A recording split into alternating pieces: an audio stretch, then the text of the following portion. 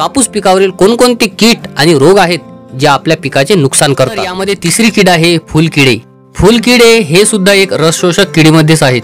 हे फुलकिडे आपल्याला फिकट पिवळसर रंगाचे दिसतात। हे आकाराने खूपच लहान असतात।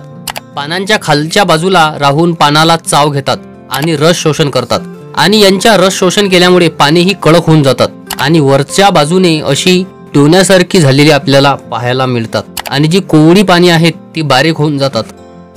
फुलकिडे यांचा जीवनक्रम या फोटोमध्ये जसे तुम्ही पाहत आहात की हा एक प्रौढ फुलकिडा आहे।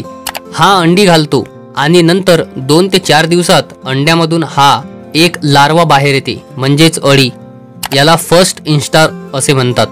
नंतर सेकंड इन्स्टारला लार्वा, नंतर हा प्युपा आणि नंतर या प्युप्यातून हा प्रौढ तयार होतो, प्रौढ फुलकिडा। आणि हा 30 ते 40 दिवसापर्यंत पिकाचे नुकसान करतो। फुलकिडा हा पानांना चावे घेऊन बाहेर पडलेल्या रस पितो, त्यामुळे पानांवर पांढरे चट्टे दिसतात। नंतर तपकिरी ठिपके सारखे आपल्याला नंतर पाहायला मिळतात।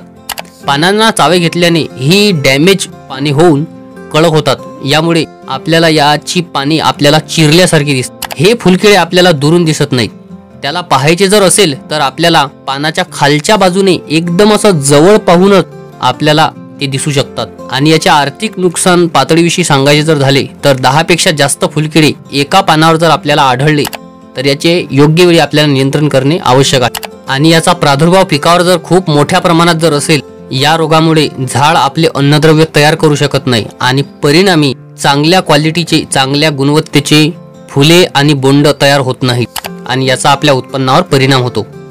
जर ही माहिती आपल्याला उपयुक्त वाटली असेल तर आपल्या चॅनलला सबस्क्राइब करा आणि या व्हिडिओला लाईक करा।